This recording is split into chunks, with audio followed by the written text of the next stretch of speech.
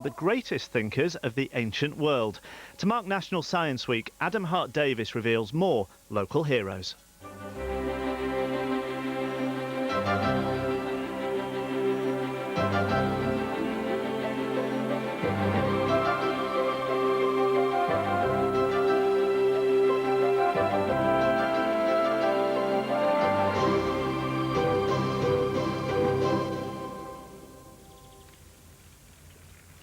Hello and welcome to Local Heroes from Sicily. This is the second of my two special programs about the very beginnings of modern science. You remember last time I was in Egypt, where a whole lot of ancient Greeks settled and had some wonderful scientific ideas. Well, in fact, some even more ancient Greeks settled in the southern part of Italy.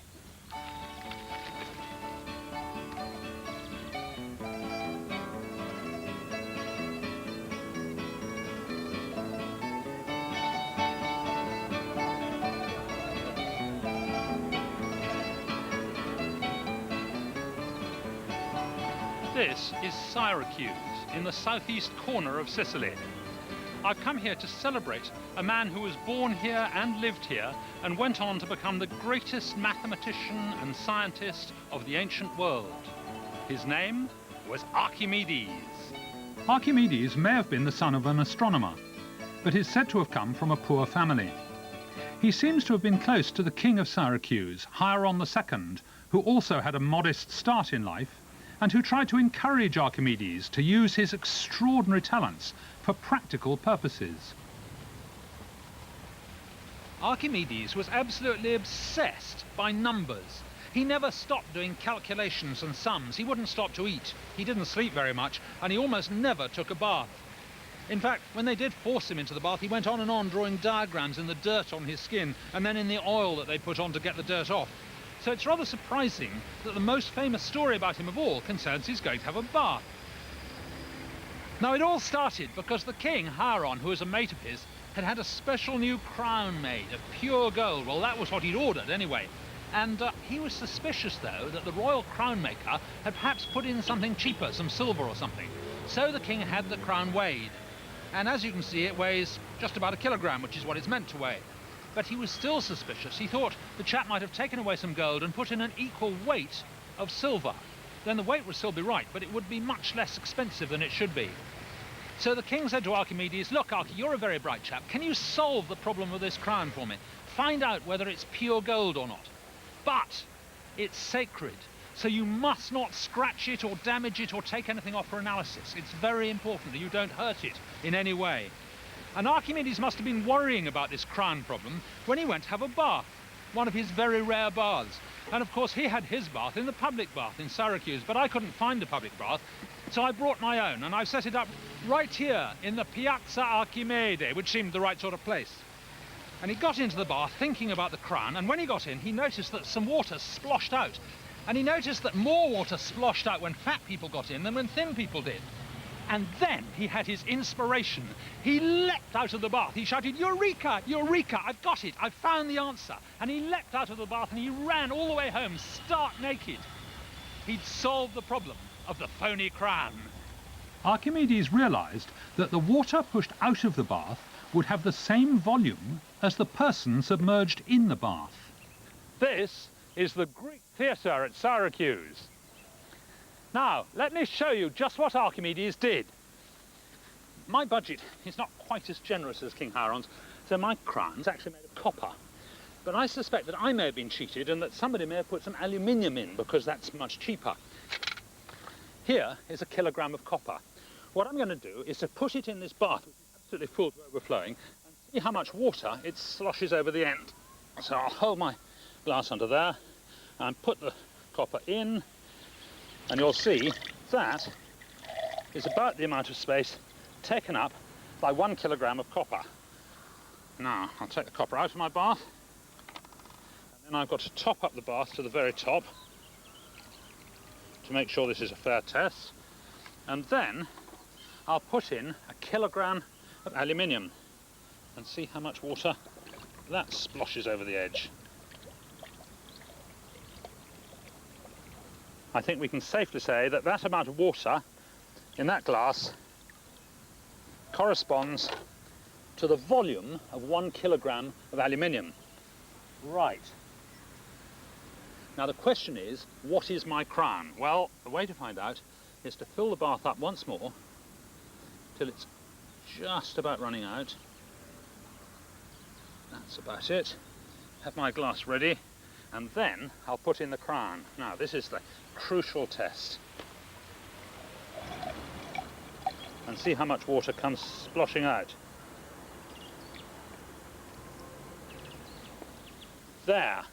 There's my crown. Now if it were pure copper, it would be that much. So clearly it isn't pure copper. And if it were pure aluminium, it would be up here. It's somewhere in between. I've been robbed. Just look at it. You can see there's a great slab of aluminium in the middle. I've been cheated just as Charon was. And this was just how Archimedes solved the riddle of the phony crown. Archimedes helped to construct the fundamental ideas that we take completely for granted, like the ability to count as high as you like. Archimedes wrote a lovely book about numbers called The Sand Reckoner. And it starts in the most beguiling way. He says, some people think that the number of grains of sand is infinite. And others think that the number of grains of sand may not be infinite, but it's too large to be able to count. But I will show you how to count the grains of sand, not only in Sicily, but in the whole world, and indeed beyond that, the number of grains of sand that would fill the whole universe. How many grains of sand will it take to be as wide as a poppy seed? How many poppy seeds to be as wide as a finger? How many fingers to be as wide as a span? And if you keep thinking along these lines, very soon you will have constructed numbers big enough to count every grain of sand filling the whole universe. The Greeks' biggest number was 10,000, a myriad, and they also knew about a myriad myriads. So Archimedes simply called that number the first order and multiplied it by another myriad. No matter how big the number, you could give it a new name and so increase it by 10,000 times.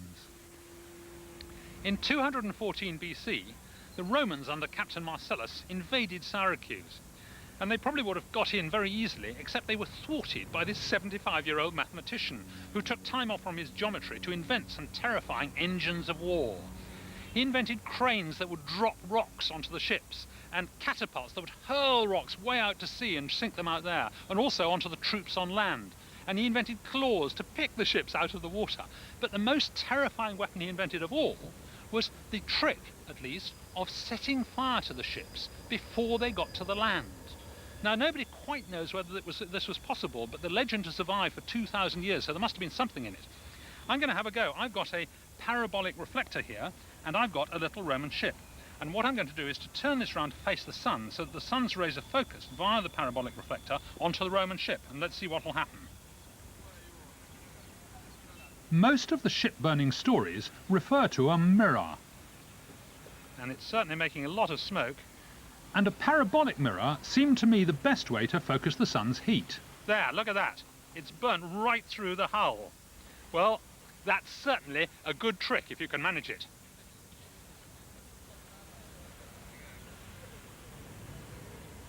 Now the question is, could Archimedes really have done it? Could he have set fire to those ships offshore? Well, he couldn't have used a parabolic mirror because they didn't have the technology to make one. And anyway, to have one that would focus many yards away is very difficult even today. So I think he must have used flat mirrors.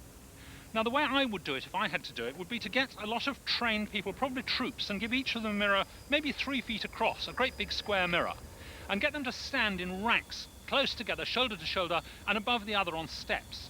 And then get each one to turn his mirror until he got his reflection into the middle of the Roman ship.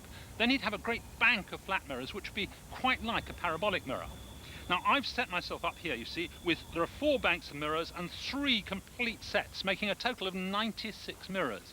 And I've tweaked them all so that I've tried to get their reflections in the middle of that piece of hardboard on the back of the boat. And it's quite tricky to get them all lined up, and as the sun moves around, all the reflections move on a bit and they don't quite match. But it's very bright there, and I want to see how hot it is. It's not catching fire, but I've got a thermocouple here, and I can see that the temperature of the air is about 12 degrees. And I'm now going to hold the middle of the thermocouple in the brightest bit of this light. So it's obviously extremely hot. 130. 130 degrees. 100, 150, 200 degrees. 210, 220, 230. We've made 230 degrees. That's amazing. And just look at this piece of hardboard. It's quite seriously, it's quite seriously scorched and quite seriously hot. I reckon with a load of really big mirrors, Archimedes might well have set fire to those Roman ships offshore.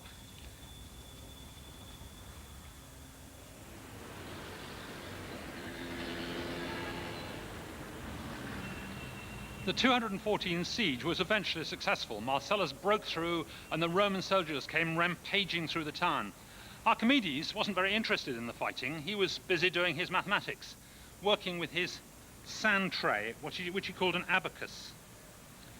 And Marcellus was very keen to meet the old man. He had great respect for him, and he sent one of his soldiers to look for him and asked him to visit the captain. And the soldier burst into Archimedes' room and said, "Come now at once and see Marcellus." And Archimedes said, "Hang on a sec, let me just finish my diagram, please finish my sum." And the soldier was so incensed at being told to wait that he drew his sword and he ran him straight through. And that was how Archimedes died.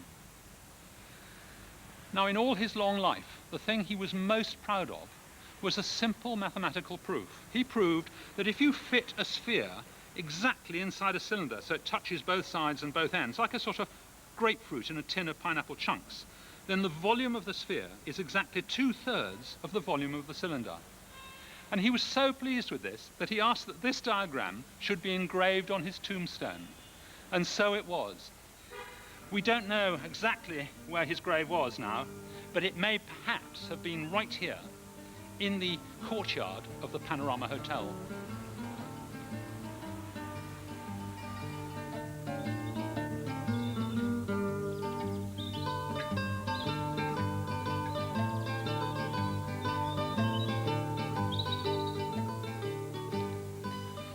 Some of my classical heroes are people that nobody's ever heard of, but there's one Greek name that trips off everyone's tongue: Pythagoras. Pythagoras was born in a town that is now called Pythagoreon, on the Greek island of Samos. We don't know much about his early life, except that he travelled a good deal, and he must have picked up a mass of ideas from clever people in Egypt, Persia, and indeed all over the known world. Eventually he left the eastern Mediterranean and moved here to the very south of Italy, the instep of the boot, if you like. This place is now called Crotone, but it used to go by the Greek name of Croton. And this pillar is all that's left of the Greek civilization of that time. While he was here, he founded an extraordinary organization which was halfway between a philosophical school and a religious sect. But its main purpose was to study mathematics.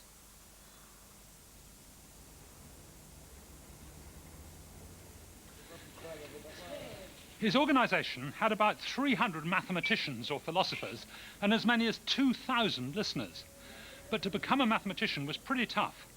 Not only were they all sworn to secrecy, but the initiates had to take a vow of silence for 5 years. The organization was bound with some very peculiar rules. No philosopher was ever allowed to touch white feathers or eat beans or have a pee in the sunshine. Even worse was having a pee on your own toenails if you'd left your clippings on the ground. When they got up in the morning, they had to smooth out the imprint of their bodies and then roll up the bedclothes. Very peculiar. Pythagoras really is a local hero. This is the Trattoria Pitagora. And what he was most famous for was his theorem, which was about right-angled triangles. Here's a triangle with a right angle. Now, here I've constructed the square on the long side of the triangle, which is the hypotenuse. This is the square, and I filled it with marbles. And here is the square on the middle side, also full of marbles. And here is the square on the short side, which I'm going to put marbles in and fill it up till it's just one marble deep all over. Pythagoras didn't actually invent this theorem or discover it. It had been known for at least 1,000 years by the time he came along, but he proved it.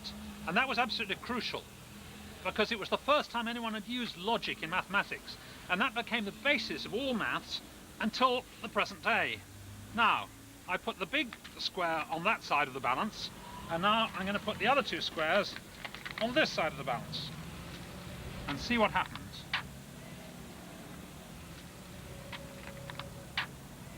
They balance. It's a lovely demonstration that the square on the hypotenuse is equal to the sum of the squares on the other two sides.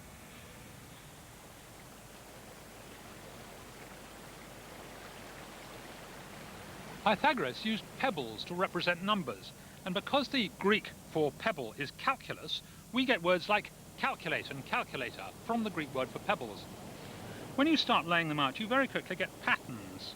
1 and 2 make a triangle, add another 3 and you get another triangle, and add 4 and you get yet another triangle,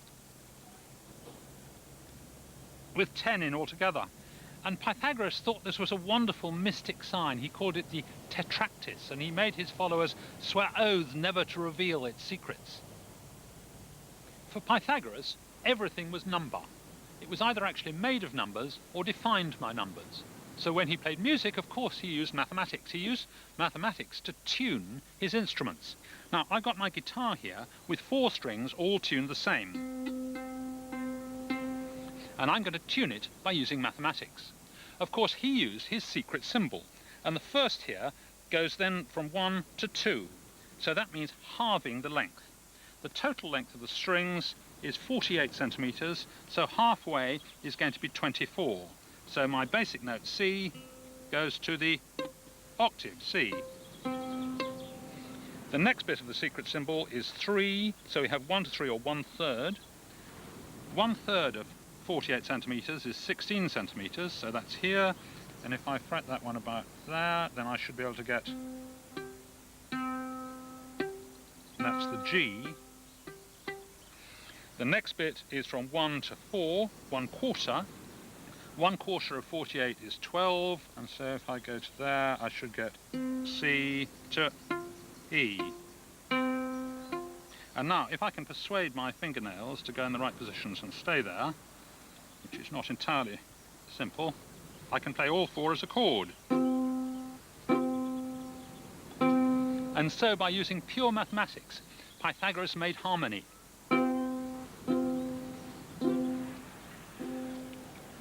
Pythagoras was the most ancient of my ancient Greek philosophers. He may have had some weird beliefs, but he did some brilliant pioneering work with numbers, and he put the idea of proof into mathematics.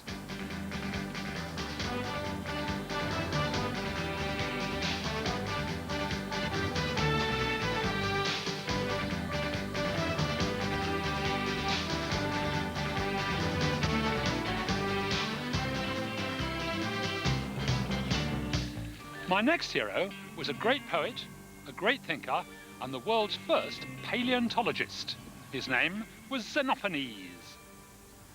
Although Xenophanes was born in Colophon, now in Turkey, he spent some time in Sicily before moving here to mainland Italy.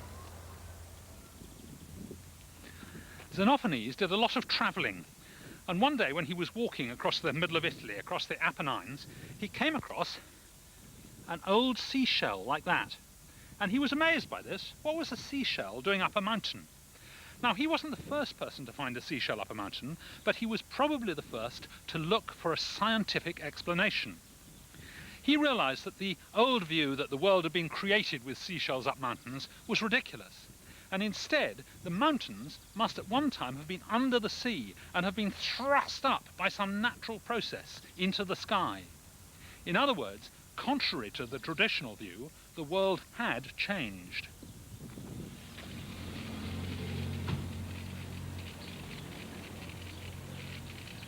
So Xenophanes did 2 important things. First, he began the process of overthrowing the traditional view that the world is the way it is because the gods made it that way. And second, he showed that if we're going to understand the world, we need to understand how it changes. Xenophanes finally settled down right here. These walls are the remains of the great Greek city of Elea, on the coast about 50 miles south of Naples. The sea is now half a mile away that way, but it used to come right up to this wall. This was the sea wall, and this round structure here was apparently a lighthouse with a beacon of fire on top to guide the sailors in.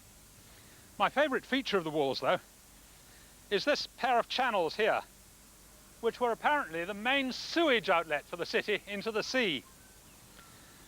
There grew up here a fine group of philosophers who are called, after the city Elea, the Eleatic school. And among them, one of the most famous was a chap who revelled in the paradoxical, a man called Zeno. Born around 490 BC, Zeno was the first person to use the paradox as a way of making a point. Zeno probably walked down this very street. He was a very sharp-witted man, and he loved to catch the others out. And the way he did it was by making up paradoxes. These were apparently straightforward puzzles that the other philosophers simply couldn't explain. Here's a very simple Zeno paradox, the paradox of the millet seed. This is millet seed, and if I take one, just one, and I drop it on this rock, listen, you can't hear a thing. But if I drop a handful, you hear a very distinct sound. How can this possibly be? How can a handful of millet seeds make a noise when each individual seed makes no sound at all? Zeno's paradoxes are wonderfully revealing precisely because they don't sound very paradoxical to 20th century ears. But clearly they presented problems that the ancient audience simply couldn't explain away.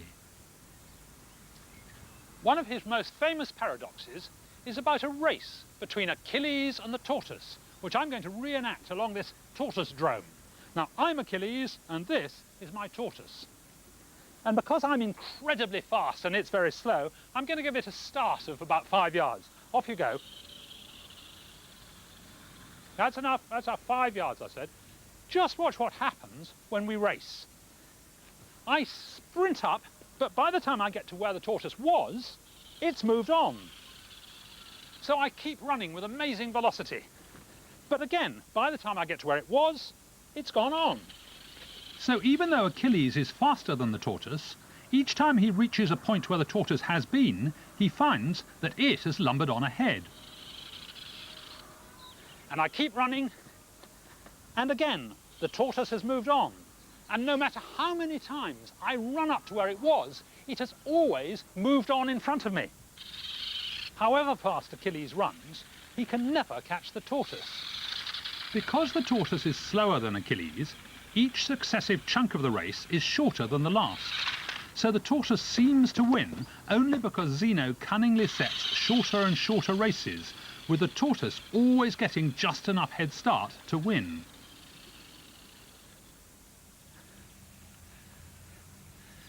Zeno was described as an assailer of all things, whose tongue, like a double-edged weapon, with irresistible fury, argued on either side.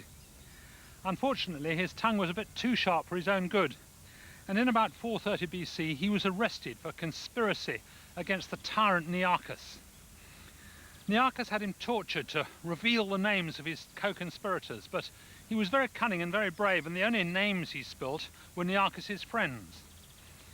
When it got too tough, he bit out his own tongue and spat it at the tyrant, and soon after that he died.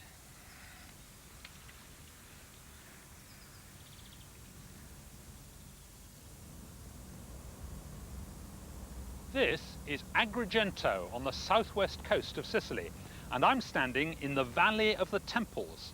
This is the temple to Concordia, which was built while my next hero was living here. He was born in this very valley in 490 BC, nearly 2,500 years ago, and his name was Empedocles. His dad was called Mito and was a rich citizen of Akragas. The Valley of the Temples was part of the city of Akragas, and the temples were actually being built when Empedocles was here. It was an exciting age of new ideas.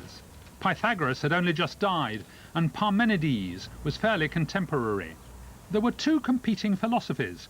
One said that everything was always constant, the other that everything was forever changing.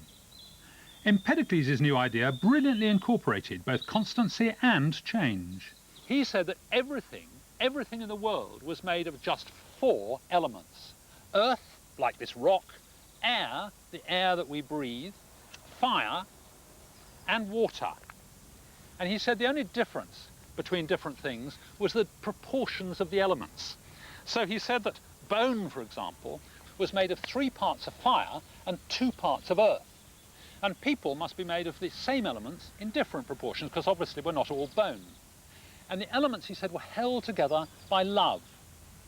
And the elements themselves never changed, but of course they might drift apart and then form in new proportions. So I might die, my elements might fall apart by strife, and then come together with more love to make perhaps a tree or a baby or a bicycle even. And the wonderful thing is that although we no longer believe in earth, air, fire and water, we still do believe that it's just a few elements that go to make up absolutely everything in the world around us.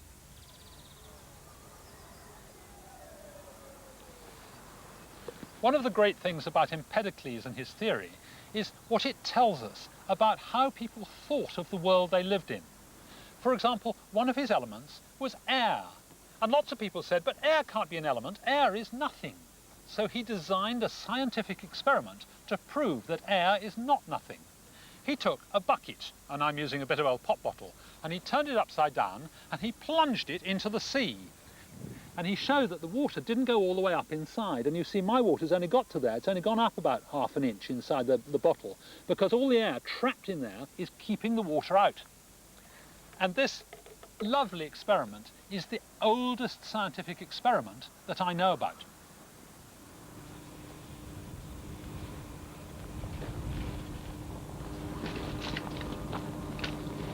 The final part of Empedocles' story gave me a wonderful excuse to go up Mount Etna.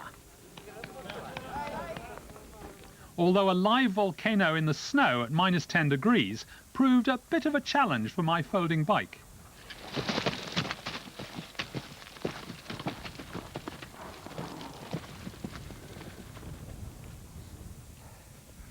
Right, I'm getting a lot closer to the crater now.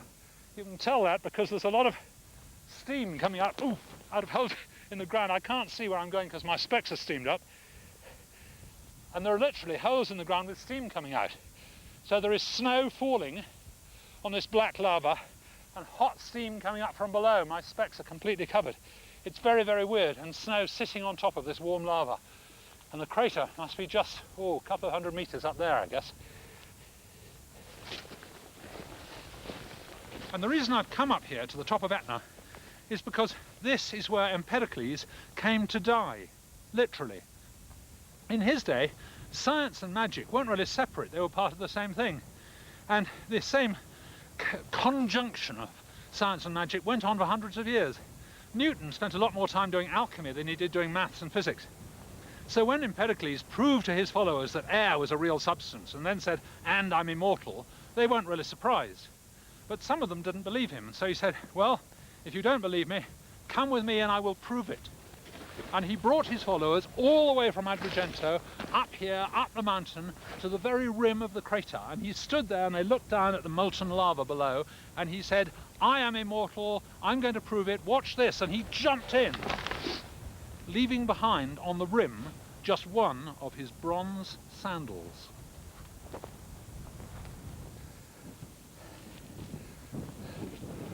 Sorry, that's all the local heroes from Italy. See you next time. Why not visit the Local Heroes website? Or do some experiments from this series and the last one with our Local Heroes kit. We don't make a profit, so it's only £9.95.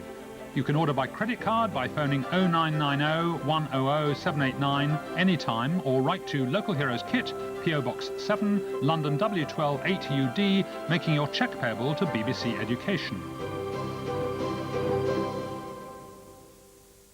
The man behind the bouncing bomb, plus Charles Darwin in Local Heroes on Monday evening here on BBC Two, same time, 8 o'clock.